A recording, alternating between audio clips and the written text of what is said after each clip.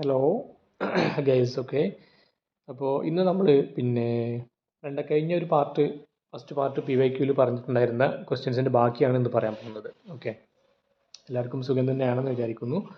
കഴിഞ്ഞ ക്ലാസ്സിൽ നമ്മൾ പ്രീവിയസ് ക്വസ്റ്റ്യൻ പേപ്പറിലെ സെക്ഷൻ 1 ആണ് പറഞ്ഞിട്ടുണ്ടായിരുന്നത് അല്ലേ. ഫസ്റ്റ് സെഷനിൽ 15 ക്വസ്റ്റ്യൻസ് ഉണ്ടായിരുന്നു. അതാണ് നമ്മൾ കഴിഞ്ഞതിൽ അനലൈസ് ചെയ്തത്. അപ്പോൾ അതിൻ്റെ എങ്ങനെയാണ് ക്വസ്റ്റ്യൻസ് കിട്ടിക്കഴിഞ്ഞാൽ ചെയ്യേണ്ടത്, ക്വസ്റ്റ്യൻ പേപ്പർ കിട്ടിക്കഴിഞ്ഞാൽ എങ്ങനെ ആൻസേഴ്സ് ചെയ്യാൻ വേണ്ടിയിട്ട് നമ്മൾ തുടങ്ങേണ്ടത് എന്നുള്ള കാര്യങ്ങളൊക്കെ ഞാൻ കഴിഞ്ഞ പാർട്ടിൽ പറഞ്ഞിട്ടുണ്ടായിരുന്നു. അപ്പോൾ ഇതിൽ പാർട്ട് 2 പറയാനുള്ളത് രണ്ടാമത്തെ സെക്ഷനെ കുറിച്ചാണ്. സെക്ഷൻ B ആണ്. സെക്ഷൻ B 16ാമത്തെ ക്വസ്റ്റ്യൻ മുതലാണ് തുടങ്ങുന്നത്. ഇതിൽ ഏകദേശം 10 ക്വസ്റ്റ്യൻസ് കൊടുത്തിട്ടുണ്ട്. പക്ഷേ ഇത് ഓപ്ഷൻസ് ഉണ്ട്. നമുക്ക് ഏകദേശം കുറഞ്ഞ ക്വസ്റ്റ്യൻസ് 6 ക്വസ്റ്റ്യൻസ് ഇട്ട് ഇതിൽ എഴുതിയാൽ മതി. അപ്പോൾ എപ്പോഴും ഓപ്ഷൻസ് അവൈലബിൾ ആയിട്ടുള്ള ക്വസ്റ്റ്യൻസ് എഴുതുന്ന സമയത്ത് നേരത്തെ പറഞ്ഞ പോലെ തന്നെ ഓപ്ഷൻസ് എവിടെയാണ് വരുന്നത് എന്നുള്ളത് കറക്റ്റായിട്ട് നമ്മൾ ശ്രദ്ധിക്കാൻ വേണ്ടി ശ്രമിക്കണം. കാരണം ഓപ്ഷൻസ് നമ്മൾക്ക് ഉള്ള സമയത്ത് നമ്മൾ ഓപ്ഷൻസിൽ അല്ലാതെ ഫുള്ള് ക്വസ്റ്റ്യൻസ് എഴുതി കഴിഞ്ഞാൽ വെറുതെ അതിൻ്റെ സമയം നമുക്ക് നഷ്ടപ്പെട്ടു പോകുന്ന ഒരു സിറ്റുവേഷൻ ഉണ്ടാവും. അപ്പോൾ അതുകൊണ്ട് തന്നെ ഓപ്ഷനുള്ള ക്വസ്റ്റ്യൻസ് ആയതുകൊണ്ട് തന്നെ ആ ഓപ്ഷൻസ് കറക്റ്റായിട്ട് നമ്മൾ ഐഡൻറ്റിഫൈ ചെയ്തിട്ട് നമുക്കറിയുന്ന ചോദ്യങ്ങൾ ഏതൊക്കെയാണെന്നുള്ളത് ആദ്യം ഐഡൻറ്റിഫൈ ചെയ്ത് വെക്കുക എന്നുള്ളത് വളരെ ഇമ്പോർട്ടൻ്റ് ആണ്. അതുകൊണ്ട് തന്നെ എല്ലാവരും ക്വസ്റ്റ്യൻ പേപ്പർ കിട്ടിക്കഴിഞ്ഞ് കഴിഞ്ഞാൽ ഓരോ സെക്ഷനിലെയും ഫുൾ ക്വസ്റ്റ്യൻസ് വായിക്കുക എന്നുള്ളത് വളരെ ഇമ്പോർട്ടൻ്റ് ആണ്. അപ്പോൾ അത് എല്ലാവരും ഒന്ന് ശ്രദ്ധിക്കുക. ഓക്കെ, അപ്പോൾ രണ്ടാമത്തെ സെക്ഷനിലേക്ക് വരുമ്പോൾ ഇതിൽ 10 ക്വസ്റ്റ്യൻസ് ഉണ്ട്. 10 ക്വസ്റ്റ്യൻ വായിച്ച് കഴിഞ്ഞാൽ തന്നെ നമുക്ക് ഏകദേശം ഒരു ഐഡിയ കിട്ടും ഏതൊക്കെ ക്വസ്റ്റ്യൻസ് ആണ് ഇതിൽ എഴുതാൻ പറ്റുക എന്നുള്ളത്. അപ്പോൾ അതിലുള്ള ക്വസ്റ്റ്യൻസ് നമ്മൾ കറക്റ്റായിട്ട് ഒന്ന് മാർക്ക് ചെയ്ത് വെച്ചാൽ മതി ഏതൊക്കെയാണ് എഴുതേണ്ടത് എന്നുള്ളത്. എന്നാൽ പിന്നെ നമുക്ക് ഓരോന്ന് കഴിഞ്ഞാൽ അടുത്തടുത്ത് ഏത് ക്വസ്റ്റ്യനാണ് ഏത് 6 ക്വസ്റ്റ്യനാണ് നമ്മൾ സെലക്ട് ചെയ്യുന്നത് നമുക്കറിയാവുന്നത് അത് മാർക്ക് ചെയ്ത് വെച്ച് കഴിഞ്ഞാൽ നമുക്ക് സിമ്പിളായിട്ട് എഴുതാൻ പറ്റുന്നുള്ളൂ. ഓക്കെ, 2 മാർക്കാണ് ഇതിന് വരുന്നത്. കാരണം ചെറിയ ചെറിയ സെൻറ്റൻസുകളിലാണ് ആൻസർ ചെയ്യേണ്ടത്. അപ്പോൾ വളരെ കുറച്ച് എഴുതിയാൽ മതി, ഈസി ആയിരിക്കും. നമുക്ക് നോക്കി നോക്കാം ഏതൊക്കെയാണ് ക്വസ്റ്റ്യൻസ് വരുന്നത് എന്നുള്ളത്. ആദ്യം എക്സ്ട്രാ പേഴ്സണൽ കമ്മ്യൂണിക്കേഷൻ എന്താണെന്നുള്ളത് ഡിഫൈൻ ചെയ്യാനാണ് ക്വസ്റ്റ്യൻ കൊടുത്തിട്ടുള്ളത്. ഡിഫൈൻ എക്സ്ട്രാ പേഴ്സണൽ കമ്മ്യൂണിക്കേഷൻ എന്നുള്ളതാണ്. അപ്പോൾ നമ്മൾ കമ്മ്യൂണിക്കേഷനിൽ പഠിച്ചിട്ടുണ്ടായിരുന്നു കമ്മ്യൂണിക്കേഷൻ്റെ വ്യത്യസ്തമായിട്ടുള്ള രൂപങ്ങൾ. ഹ്യൂമൻ കമ്മ്യൂണിക്കേഷന് നമ്മൾ വ്യത്യസ്ത ക്ലാസിഫിക്കേഷനൊക്കെ നടത്തിയിട്ടുണ്ടായിരുന്നു അല്ലേ. ആദ്യം എക്സ്ട്രാ പേഴ്സണൽ കമ്മ്യൂണിക്കേഷൻ എന്താണെന്നുള്ളത് ഞാൻ പറഞ്ഞുതരാം. അത് take place between humans and non human എൻറ്റിറ്റീസിൻ്റെ ഇടയിൽ നടക്കുന്ന കമ്മ്യൂണിക്കേഷനാണ് എക്സ്ട്രാ പേഴ്സണൽ കമ്മ്യൂണിക്കേഷൻ എന്ന് പറയുന്നത്.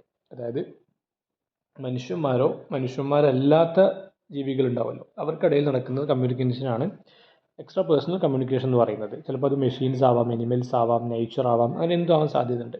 ഓക്കെ, അപ്പോൾ നമ്മളിവിടെ ശ്രദ്ധിക്കേണ്ടത് കമ്മ്യൂണിക്കേഷൻ്റെ എന്തിനെ കുറിച്ചാണ് ക്വസ്റ്റ്യൻ വന്നിട്ടുള്ളത്. കമ്മ്യൂണിക്കേഷൻ്റെ വ്യത്യസ്തമായിട്ടുള്ള കാറ്റഗറീസിൽ നിന്നുള്ള ഒരു കാറ്റഗറിയാണ് ക്വസ്റ്റ്യനിൽ വന്നിട്ടുള്ളത്. അപ്പോൾ ഇവിടെ ഞാൻ നമ്മുടെ നോട്ടിൽ ക്ലാസ് എടുക്കുന്ന സമയത്ത് പറഞ്ഞിട്ടുണ്ടായിരുന്നു ഹ്യൂമൻ കമ്മ്യൂണിക്കേഷൻ എന്നുള്ളത് അത് വ്യത്യസ്ത രൂപത്തിൽ ക്ലാസിഫൈ ചെയ്യപ്പെടുന്നുണ്ട്. ഒന്ന് വെർബലും നോൺ വെർബലും ആയിട്ടുള്ള കമ്മ്യൂണിക്കേഷൻ അവിടെ നടക്കുന്നുണ്ട്. പിന്നെ കമ്മ്യൂണിക്കേഷൻ എന്നുള്ളത് 4 രീതിയിൽ 4 ടൈപ്സ് ആണെന്ന് നമ്മൾ പറഞ്ഞിട്ടുണ്ടായിരുന്നു. ഇൻട്രാ പേഴ്സണലും ഇൻ്റർ പേഴ്സണലും എക്സ്ട്രാ പേഴ്സണലും മാസ് കമ്മ്യൂണിക്കേഷനും എന്ന് പറഞ്ഞിട്ടുള്ള 4 കമ്മ്യൂണിക്കേഷൻ്റെ രൂപം അവിടെ പറഞ്ഞിട്ടുണ്ടായിരുന്നു. ഇൻട്രാ പേഴ്സണൽ എന്ന് പറഞ്ഞു കഴിഞ്ഞാൽ ഇപ്പോൾ നമ്മൾ സ്വയം ഒരാളിങ്ങനെ കമ്മ്യൂണിക്കേറ്റ് ചെയ്യുന്ന അതാണ് സ്വന്തത്തിൽ നടത്തുന്ന കമ്മ്യൂണിക്കേഷനാണ്. ഇൻ്റർ പേഴ്സണലാകുമ്പോൾ 2 വ്യക്തികൾക്കിടയിൽ നടക്കുന്ന കമ്മ്യൂണിക്കേഷനാണ്. എക്സ്ട്രാ പേഴ്സണലാകുമ്പോൾ അത് ഞാൻ നേരത്തെ ഇപ്പോൾ ഇവിടെ പറഞ്ഞ പോലെ തന്നെ മനുഷ്യനല്ലാത്ത മറ്റൊരു എൻറ്റിറ്റിയും തമ്മിൽ നടത്തുന്ന കമ്മ്യൂണിക്കേഷൻസ് ആണ്. മാസ് കമ്മ്യൂണിക്കേഷൻ എന്ന് പറഞ്ഞാൽ വലിയൊരു ഓഡിയൻസിനോട് നമ്മൾ നടത്തുന്ന കമ്മ്യൂണിക്കേഷനാണ്. ഉദാഹരണം TV, അതല്ലെങ്കിൽ മീറ്റിങ്സ്, റേഡിയോ തുടങ്ങിയിട്ടുള്ളതൊക്കെ മാസ് കമ്മ്യൂണിക്കേഷനിൽ വരുന്ന സംഭവങ്ങളാണ്. പിന്നെ ഇതിൻ്റെ റിലേറ്റഡ് ആയിട്ടുള്ള ഒരു ഇൻഫർമേഷൻ ആയിരുന്നു ആക്ച്വലി ഉദാഹരണം നമ്മൾ പെറ്റുകളോട് റിലേറ്റഡ് ആയിട്ടുള്ള ഇൻഫർമേഷൻ ഇവിടെ കൊടുത്തിട്ടുള്ളത് പറഞ്ഞാൽ എക്സ്ട്രാ പേഴ്സണൽ കമ്മ്യൂണിക്കേഷൻ നമ്മൾ പറഞ്ഞല്ലോ, അതിൻ്റെ ഒരു ഉദാഹരണം കൂടി ഇവിടെ കൊടുത്തിട്ടുണ്ട്. ഉദാഹരണം നമ്മൾ AI അസിസ്റ്റൻറ്റുകളുമായിട്ട് സംസാരിക്കുക, സിരി, അലക്സ, ഇതൊക്കെ മെഷീൻസാണ്. ഇതിനോട് നമ്മൾ നടത്തുന്ന കമ്മ്യൂണിക്കേഷൻസ്, നമ്മുടെ പെറ്റുകളോട് പൂച്ചക്കുട്ടി ഉണ്ട്, നായ്ക്കുട്ടി ഉണ്ട്, അതിനോടൊക്കെ നടത്തുന്ന കമ്മ്യൂണിക്കേഷൻ, ഇതൊക്കെ എക്സ്ട്രാ പേഴ്സണൽ ആയിട്ടുള്ള കമ്മ്യൂണിക്കേഷൻസ് ആണ്. ഓക്കെ, അപ്പോൾ ഇത് നമ്മൾ മനസ്സിലാക്കി വെക്കണം. ഈ 4 കാറ്റഗറി എന്തൊക്കെയാണെന്നുള്ളത് മനസ്സിലാക്കണം. വെർബലും നോൺ വെർബലും മനസ്സിലാക്കി വെക്കണം. ഓക്കെ, ഇത് വെരി ഇമ്പോർട്ടൻ്റ് ആണ്. കാരണം ഇതിന് ഏതെങ്കിലും ഒരു ക്വസ്റ്റ്യൻ എന്തായാലും വരാൻ ചാൻസ് ഉള്ളതാണ്. ഇനി അടുത്ത ക്വസ്റ്റ്യൻ എന്ന് പറഞ്ഞു കഴിഞ്ഞാൽ രണ്ടാമത്തെ സെക്ഷൻ Bയിൽ അടുത്തൊരു ക്വസ്റ്റ്യൻ എന്ന് പറഞ്ഞു കഴിഞ്ഞാൽ എന്തിനെ കുറിച്ചായിരുന്നു, ഹി ഹോ തിയറി എന്ന് പറഞ്ഞാൽ എന്താണെന്നാണ്. കാരണം ഒറിജിൻ ഓഫ് ലാംഗ്വേജിൽ നമ്മൾ ഒരുപാട് തിയറീസ് പഠിച്ചിട്ടുണ്ടായിരുന്നു. അതിൽ പല പേരിലുള്ള പൂ theory, AEO theory, Ding Dong theory എന്നൊക്കെ പറഞ്ഞിട്ട് കുറേ തിയറി പഠിച്ചല്ലോ. അപ്പോൾ അതിൽ ഓരോ തിയറിയും എന്താണെന്നുള്ളത് നമ്മൾ നോട്ട് ചെയ്ത് വെക്കണം. ക്വസ്റ്റ്യനിൽ വന്നിട്ടുള്ളത് ഹി ഹോ തിയറിയാണ്. AEO തിയറി എന്ന് പറഞ്ഞു കഴിഞ്ഞാൽ language originated from rhythmic chants and sounds may be made by people during physical labour എന്നുള്ളതാണ്. ഇവിടെ ഈ ഒരു ടേം നമ്മൾ നോക്കണം. ഫിസിക്കൽ ലേബർ, ഇപ്പോൾ ഒരാൾ ആളുകൾ ജോലി എടുക്കുന്ന സമയത്ത് അവരിങ്ങനെ ഒരു റിതമിക് ചാൻസ് അല്ലേ, അവരൊരു താളത്തിൽ ഇങ്ങനെ പറയുന്ന പാട്ട് ആ ഒരു ശബ്ദങ്ങൾക്കനുസരിച്ച് ഉണ്ടായി വന്നതാണ് മനുഷ്യൻ്റെ ഭാഷ എന്നുള്ള ആ ഒരു തിയറിയാണ് ആക്ച്വലി യോ ഹി ഹോ തിയറി എന്ന് പറഞ്ഞു കഴിഞ്ഞാൽ. ഇപ്പോൾ നമ്മൾ പാടത്ത് പണിയെടുക്കുന്ന ആളുകളൊക്കെ ഉണ്ടാവും, ഈ കൊയ്ത്തുകാരൊക്കെ ഉണ്ടാവും, അപ്പോൾ അവരൊക്കെ ഒരു ശബ്ദം ഉണ്ടാക്കുമല്ലോ, ഈ ഹോ ഹേയ് ലസ എന്നൊക്കെ പറഞ്ഞിട്ടുള്ള ഒരു ശബ്ദമൊക്കെ ഉണ്ടാക്കുന്നത് കേട്ടിട്ടുണ്ടാവും. അപ്പോൾ അതുപോലെ അത്തരം ചാൻറ്റുകളിൽ നിന്നാണ് ഭാഷ ഉണ്ടായി വന്നിട്ടുള്ളത് എന്ന് പറയുന്ന തിയറിക്കാരാണ് ആക്ച്വലി യോ ഹി ഹോ തിയറിൻ്റെ ആളുകൾ അല്ലേ. ഒറിജിൻ ഓഫ് ലാംഗ്വേജിൽ പല തിയറി ഉണ്ട്. അപ്പോൾ ലാംഗ്വേജ് എങ്ങനെയാണ് ഉണ്ടായി വന്നതെന്നുള്ളതിൽപ്പെട്ട ഒരു തിയറി മാത്രമാണ് ഈ ഫിസിക്കൽ ലാബറട്ടറി സമയത്ത് നടത്തുന്ന റിതമിക് ചാൻസ് വഴിയാണ് ഉണ്ടായി വന്നതാണ് ഭാഷ എന്ന് പറയുന്ന തിയറി.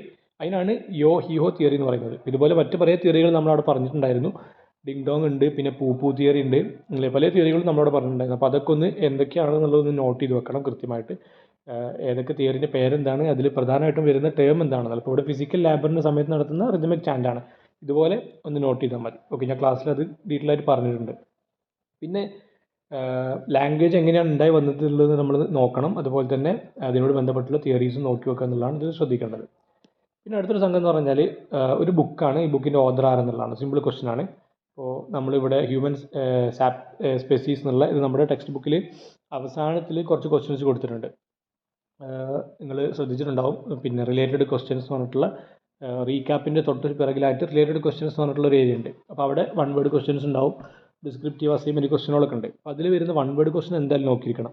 കാരണം ആ 1 വേർഡ് ക്വസ്റ്റ്യൻസിൻ്റെ ഭാഗത്തു നിന്നാണ് ഞാൻ ശ്രദ്ധിച്ചിടത്തോളം സെക്ഷൻ എയിലെയും സെക്ഷൻ ബിയിലും ക്വസ്റ്റ്യൻസ് പരമാവധി വരുന്നത് അവിടെ നിന്നാണ്.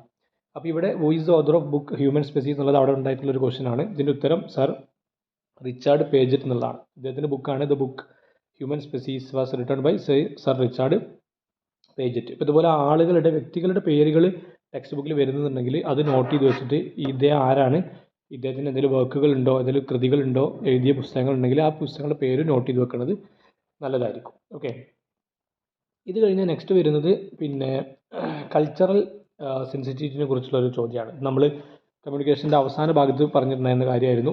നമ്മൾ കൾച്ചറൽ ജീവികളായതുകൊണ്ട് തന്നെ, സമൂഹത്തിൽ ജീവിക്കുന്ന ആളുകളായതുകൊണ്ട് തന്നെ കൾച്ചറലി ഒരു അവയർനെസ് ഉണ്ടാവുക എന്ന് പറഞ്ഞാൽ വളരെ ഇമ്പോർട്ടൻ്റ് ആണ് അല്ലേ. കാരണം നമുക്ക് കൾച്ചറൽ സെൻസിറ്റിവിറ്റി പറഞ്ഞാൽ കൾച്ചറൽ അവയർനെസ് ആണ്. നമുക്കൊരു ബോധം വേണം നമ്മൾ ജീവിക്കുന്ന സമൂഹത്തിനെ കുറിച്ച്. അതിലുള്ള ഡിഫറൻസ്, കൾച്ചറൽ ഡിഫറൻസസ് സ്വാഭാവികമായിട്ടും ഉണ്ടാവും. ഇപ്പോൾ നമ്മൾ ഒരു പിന്നെ രാജ്യത്ത് ജീവിക്കുകയാണെന്നുണ്ടെങ്കിൽ അവിടെ കറുത്തവർ വെളുത്തവരുണ്ടാവും, പിന്നെ ബുദ്ധിയുള്ളവർ ബുദ്ധിയില്ലാത്തവരുണ്ടാവും, അവിടെ പിന്നെ നീളം കൂടിയവർ കുറഞ്ഞവരുണ്ടാവും, അവിടെ തടിച്ചവരുണ്ടാവും മെലിഞ്ഞവരുണ്ടാവും, അവിടെ പല രാജ്യക്കാരുണ്ടാവും. ഇപ്പോൾ നമ്മളൊരു ഇൻ്റർനാഷണൽ സെറ്റിങ്ങിലൊക്കെ വർക്ക് ചെയ്യുന്ന ആളുകളാണെന്നുണ്ടെങ്കിൽ അവിടെ ആഫ്രിക്കക്കാരുണ്ടാവും, അമേരിക്കക്കാരുണ്ടാവും, യൂറോപ്യൻസ് ഉണ്ടാവും, ഏഷ്യൻസ് ഉണ്ടാവും, പല രീതിയിലുള്ള കൾച്ചറിൽ നിന്ന് വരുന്ന ആളുകളുണ്ടാവും.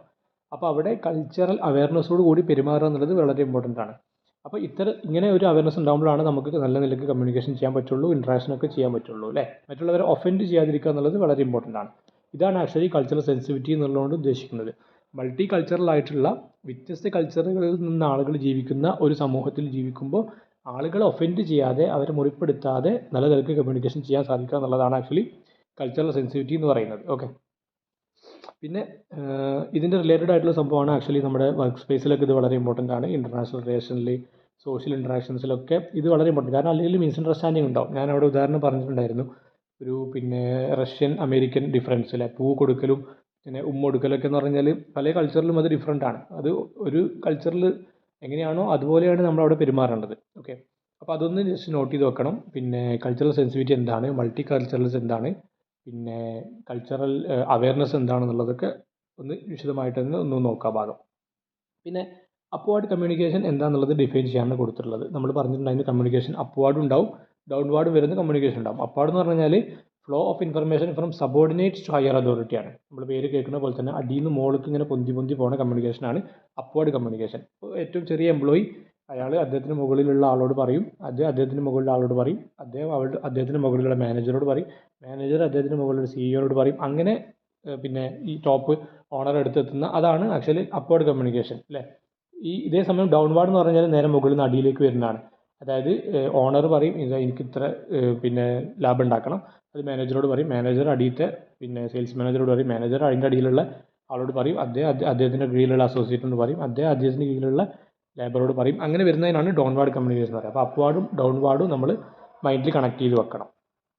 പിന്നെ അടുത്തത് വെർബൽ കമ്മ്യൂണിക്കേഷൻ എന്നുള്ളത് ആക്ച്വലി എന്താണ്, കമ്മ്യൂണിക്കേഷൻ ബേസ്ഡ് ഓൺ ഞാൻ കുറച്ച് കോമൺ പോയിന്റ്സ് ഇവിടെ ലിസ്റ്റ് ചെയ്ത് വെച്ചതാണ് കമ്മ്യൂണിക്കേഷനുമായി ബന്ധപ്പെട്ടിട്ടുള്ളത്. ഒന്ന് വെർബൽ കമ്മ്യൂണിക്കേഷൻ എന്ന് പറഞ്ഞാൽ എന്താണെന്നുള്ളതാണ്. Communication based on language and uses words. വെർബിലാകുമ്പോൾ അതിൽ ഓഫ് കോഴ്സ് വേർഡ് നമ്മൾ യൂസ് ചെയ്യും. It can also be classified. അതിൽ റിട്ടൺ ഉണ്ടാവും, സ്പോക്കൺ ഉണ്ടാവും, ഫോർമൽ ഉണ്ടാവും, ഇൻഫോർമൽ ഉണ്ടാവും അല്ലേ. അപ്പോൾ വെർബൽ കമ്മ്യൂണിക്കേഷനിൽ നമുക്ക് എഴുതി നമ്മൾ ലെറ്റർ അയക്കുന്ന അങ്ങനത്തെ സംഭവങ്ങളൊക്കെ അതും കമ്മ്യൂണിക്കേഷനാണ്. നമ്മൾ പറയുന്ന വായ കൊണ്ട് പറയുന്ന അത് സ്പോക്കൺ ആകുമ്പോൾ അതും കമ്മ്യൂണിക്കേഷനാണ്. രണ്ട് വിഭാഗമാണ്. അതുപോലെ ഫോർമലും ഇൻഫോർമൽ. ഫോർമൽ എന്ന് പറഞ്ഞാൽ നമ്മൾ ഫോർമൽ സെറ്റിങ്ങിൽ ഒരു ഓഫീസ്, നമ്മളൊരു കമ്പനിയിലൊക്കെ ഒരു ഓർഗനൈസേഷനിലൊക്കെ ആണെന്നുണ്ടെങ്കിൽ അവിടെ യൂസ് ചെയ്യുന്ന കമ്മ്യൂണിക്കേഷനാണ് ഫോർമൽ എന്ന് പറഞ്ഞാൽ. ഇൻഫോർമൽ എന്ന് പറഞ്ഞാൽ നമ്മുടെ ഫ്രണ്ട്സുകളുമായിട്ടൊക്കെ ഇടപഴകിയിട്ട് നമ്മുടെ ഫ്രണ്ട്സിനോട് ഇടപെടാന്നൊക്കെയുള്ള അങ്ങനെയൊക്കെ ബന്ധമൊക്കെ ആ നിലക്ക് നടത്തുന്ന കമ്മ്യൂണിക്കേഷനാണ് ഇൻഫോർമൽ എന്ന് പറഞ്ഞു കഴിഞ്ഞാൽ. അപ്പോൾ അതൊന്ന് നോട്ട് ചെയ്ത് വെക്കാം. പിന്നെ നോൺ വെർബലും അറ്റ് ദ സെയിം ടൈം അതിൽ ആക്ച്വലി ക്യൂസും gesture, facial expression, body language ഇതൊക്കെയാണ് പ്രധാനമായിട്ടും ഉണ്ടാവുക. ടോണ്, വോയിസ് ഒക്കെ അല്ലേ. കാരണം നമ്മൾ പറയുന്നില്ല, അപ്പോൾ നമ്മളെ അപ്പിയറൻസ് ഇതൊക്കെയാണ് നോൺ വെർബൽ കമ്മ്യൂണിക്കേഷൻ. നമ്മൾ നല്ല കോട്ട് ഇട്ട് വന്നു കഴിഞ്ഞാൽ ഓക്കെ എന്തോ ഒഫീഷ്യലായിട്ടുള്ള കാര്യം പറയാനാണ്. ഫോർമൽ ആണെന്നുണ്ടെങ്കിൽ വേറെ നമ്മൾ കളിക്കാൻ പോകുകയാണെന്നുണ്ടെങ്കിൽ സ്പോർട്സ് ഡ്രസ്സ് ആയിരിക്കും, അങ്ങനെയുള്ള സംഭവങ്ങൾ.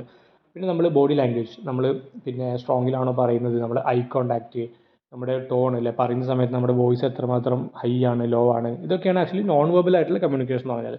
അതായത് വാക്ക് കൊണ്ട് പറയുന്നതല്ലാതെ നമ്മുടെ ശരീരത്തിൻ്റെ ഭാവങ്ങൾ കൊണ്ട് നമ്മൾ കമ്മ്യൂണിക്കേറ്റ് ചെയ്യുന്ന ആ ഒരു കമ്മ്യൂണിക്കേഷനാണ് നോൺ വെർബൽ എന്ന് പറയും. ഓക്കെ. പിന്നെ ഡിജിറ്റൽ ഇറയിൽ ഇമോജീസ്, ഗിഫ്റ്റ്സ്, ഇതൊക്കെ ആക്ച്വലി നോൺ വെർബൽ കമ്മ്യൂണിക്കേഷൻ്റെ വേണ്ടി ഉപയോഗിക്കുന്ന സംഭവങ്ങളാണ്. കാരണം നമ്മളിപ്പോൾ ചിരിക്കുന്നതിന് വേണ്ടിയിട്ടുള്ളൊരു എന്നുള്ളൊരു ഇമോജി ഇട്ട് കഴിഞ്ഞാൽ ഓക്കെ ഇദ്ദേഹം ഹാപ്പിയാണെന്ന് മനസ്സിലാവും. ദേഷ്യപ്പെടുന്ന ഒരു ഇമോജി ഇട്ടാൽ ഓക്കെ അദ്ദേഹം വളരെ ദേഷ്യപ്പെട്ടുകൊണ്ട് പറഞ്ഞാണെന്ന് മനസ്സിലാവും. ഇന്നത്തെ കാലത്ത് ഡിജിറ്റൽ ഏജിലേക്ക് വന്നപ്പോൾ ഇമോജീസ് നമ്മൾ നോൺ വെർബൽ കമ്മ്യൂണിക്കേഷൻ്റെ ഒരു ഉപാധിയായിട്ട് ഉപയോഗിക്കുന്നു എന്നുള്ളത് പറഞ്ഞതാണ്. പിന്നെ ഹ്യൂമൻ ലാംഗ്വേജ് എന്നുള്ളത് ഭയങ്കര യുണീക്കാണ്. കാരണം അതിന് ഒരുപാട് പ്രത്യേകതകളുണ്ട്. ഞാൻ നേരത്തെ കഴിഞ്ഞ സെക്ഷനിൽ ഇതിനെക്കുറിച്ച് പറഞ്ഞിട്ടുണ്ടായിരുന്നു. എന്തുകൊണ്ടാണ് ഇത് യുണീക്ക് ആവുന്നത്? ഒരുപാട് കാരണങ്ങളുണ്ട്. ആർബിട്രറി ആണ്, ക്രിയേറ്റീവ് ആണ്, റിഫ്ലക്സീവ് ആണ്, ഡിസ്പ്ലേസ്മെൻറ്റിന് പറ്റും അല്ലേ. നമ്മൾ നേരത്തെ പറഞ്ഞു ഡിസ്പ്ലേസ്മെൻറ്റ് അവിടെ വന്നിട്ടുണ്ടായിരുന്നു. അപ്പോൾ നമുക്ക് ഭാവിയിലുള്ളതിനെ പറ്റിയും പറയാം, ഇപ്പോൾ കഴിഞ്ഞതിനെ പറ്റിയും പറയാം. ഇത് ഭയങ്കര റിഫ്ലക്സീവ് ആണ് അല്ലേ. അനിമൽസിൻ്റെ പോലെ ഒന്നുമല്ല ഇത്.